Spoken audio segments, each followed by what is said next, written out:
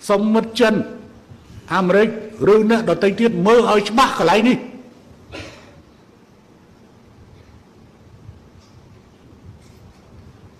còn vô mốc cho môi nâng mất chân hỏi mà quay vào hai cho mối Campuchia có thư ca cho mối chân này xong cho hoa tờ lê ca bất online tăngពីឆ្នាំ2019នោះក្នុងពេលដែលលោកជំទាវមកទល់ដែរបើបែបលោកជំទាវបញ្យល់មកខ្ញុំថាគាត់មកពីនិតកន្លែងដាក់ស្អីscan scan container ấy nữa mình mau mơ online thôi rương nóng ta chỉ rương môi thì cho bàn tay hết ấy ban triệt ngay tim mà phải buồn nhỉ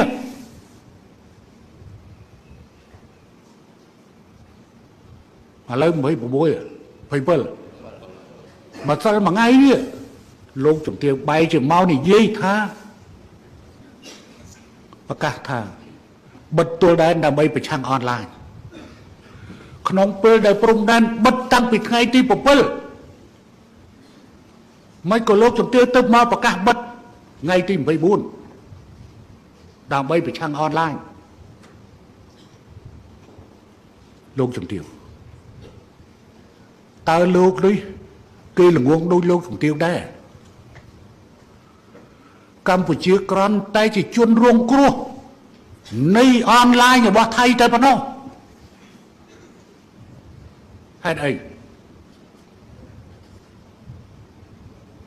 មានតែប្រទេសថៃមួយគត់ដែលមានជើងអាកាសតភ្ជាប់ពីប្រទេសខាងក្រៅចូលមកក្នុងប្រទេសថៃ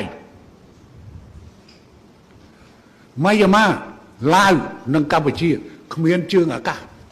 ធុនធំហោះត្រង់ចូលមកទេ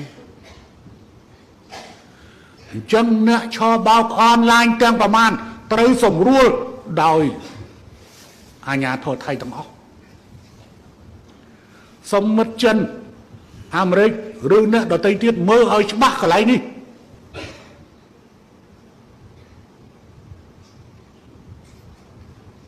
កុំយកមកជាមួយនឹងមិត្តចិនហើយមកវាយប្រហារជាមួយកម្ពុជា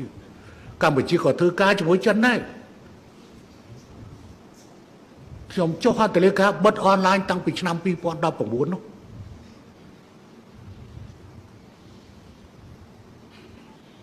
ហេតុអីបានលោកជំទាវទម្លាក់បញ្ហានេះមកឲ្យកម្ពុជាបង្វែរបញ្ហាការឈ្លានពានមកកាន់បញ្ហាថាបិទទួលដែនដើម្បី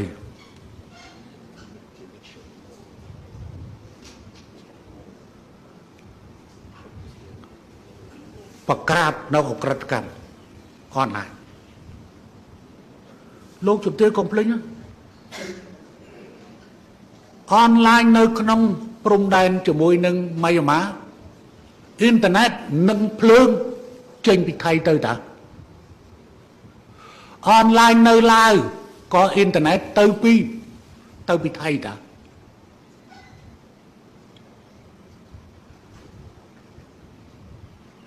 កម្ពុជាទទួលផលអាក្រក់ពីថៃតាឥឡូវជើងហោះហើរ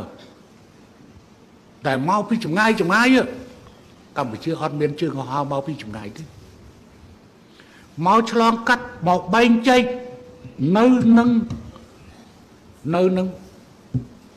ថៃនឹងតែម្ដងអ្នកណាទៅធ្វើសកម្មភាពក្នុងប្រទេសថៃអ្នកណាទៅឡាវអ្នកណាទៅម៉ាយ៉ាម៉ាអ្នកណាមកកម្ពុជា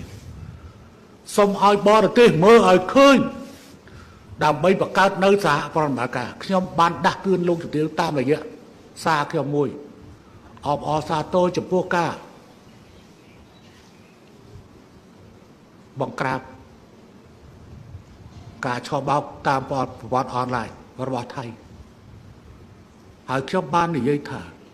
បញ្ហាអនឡាញមិនទាន់ជាប់ទេវាតម្រូវឲ្យមានកិច្ចសហប្រតិបត្តិការबहुភាគីខ្ញុំចង់ដាស់តឿនលោកជំទាវថាការធ្វើម្នាក់ឯងវាមិនគ្រប់គ្រាន់ទេយើងត្រូវសហការគ្នា ហើយក្រោយមកយើងបានពិភាក្សាគ្នាហេតុអីបានលោកជំទាវមកទម្លាក់កំហុសឲ្យកម្ពុជាក្នុងពេលដែលប្រទេសលោកជំទាវពោពេញទៅដោយលបែងអនឡាញដែរនោះហើយជាមជ្ឈមណ្ឌលនៃការចែកចាយរាប់ទាំងការចាប់តារាភាពយន្តរបស់ចិនអញ្ចឹងតើចាប់នៅក្នុងប្រទេសកម្ពុជាឬចាប់នៅក្នុងប្រទេសថៃចាប់នៅក្នុងប្រទេសថៃហើយមិនបានលោកជំទាវមិនយកមកនិយាយឥឡូវសូមឲ្យសារព័ត៌មានខ្មែរចាក់អារឿងអំពើទាំងឡាយដែលកើតក្នុងប្រទេសថៃឲ្យបានពេញទូទៅខ្មែរទាំងអស់ដើម្បីឲ្យថៃមើលវិញតែបានអក្រិតកម្មកើតនៅក្នុងប្រទេសថៃយល់ទេរឿងនេះកម្ពុជាបានធ្វើការអត់ធ្មត់ដើម្បីពង្រីកកិច្ចសហប្រតិបត្តិការទាំងអស់គ្នាប៉ុន្តែលោកជំទាវយករួចខ្លួនហើយមកដាក់កំហុសឲ្យកម្ពុជាទទួលយកបានទេលោកជំទាវធ្វើកំហុសធ្ងន់ធ្ងរណាស់បញ្ហានេះលោកជំទាវស្បោះព្រោះឈាមដាក់ទីប៉ុន្តែលោកជំទាវភ្លេចថាឈាមនោះវាចេញពីខ្លួនរបស់លោកជំទាវអ្នកណាចិញ្ចឹមក្រុមអុកក្រិតជននៅតាមព្រំដែនជាមួយភូមិជាមួយបៃម៉ាអ្នកណាចិញ្ចឹមអុកក្រិតជននៅតាមព្រំដែនដែរសម្រាប់កម្ពុជាចេះធ្វើលោកជំទាវថាគ្រប់គ្រងអ៊ីនធឺណិតកម្ពុជាបានកាត់ផ្តាច់តាំងពីថ្ងៃមុនថ្ងៃ24លោកជំទាវហើយលោកជំទាវបានសុំទោសខ្ញុំលោកជំទាវគិតថាកម្ពុជាទទួលព័ត៌មានខុសប៉ុន្តែនៅពេលដែលមានការបញ្យល់លោកជំទាវបានសុំទោសខ្ញុំអីទេលោកជំទាវអត់ដឹងថាក្រសួងការបរទេសរបស់លោកជំទាវបានប្រមានកម្ពុជាដើម្បីកាត់ភ្លើងកាត់អ៊ីនធឺណិតកម្ពុជាមិនចាំបាច់ឲ្យលោកជំទាវកាត់ទេយើងកាត់មុនខ្ញុំសូមលោកជំទាវសូមប្រជាជនថៃមើលឲ្យច្បាស់ល្បិចមេដឹកនាំរបស់ប្រជាជនថៃយ៉ាងម៉េចខ្ញុំមិនបន្ទើបប៉ះគឺថៃទេតែខ្ញុំបន្ទោសតួអង្គដឹកនាំខ្វះការទទួលខុសត្រូវមិនស្មោះត្រង់ជាមួយនឹងប្រជាជនខ្លួនឯងពលរដ្ឋខ្លួនឯងហើយមិនស្មោះត្រង់ជាមួយដៃគូសន្តិភាពទៀតបើពលរដ្ឋខ្លួនឯងមិនស្មោះត្រង់ជាមួយផងតើយើងជឿទុកចិត្តតែមិនទៅបាននឹងបញ្ហាអនឡាញជប់ព្រោះឈាមដាក់គេទៅយើងចង់ស្វែងរកការបដិបត្តិការដើម្បីធ្វើឲ្យព្រឹកភ្នែករបស់គ្នា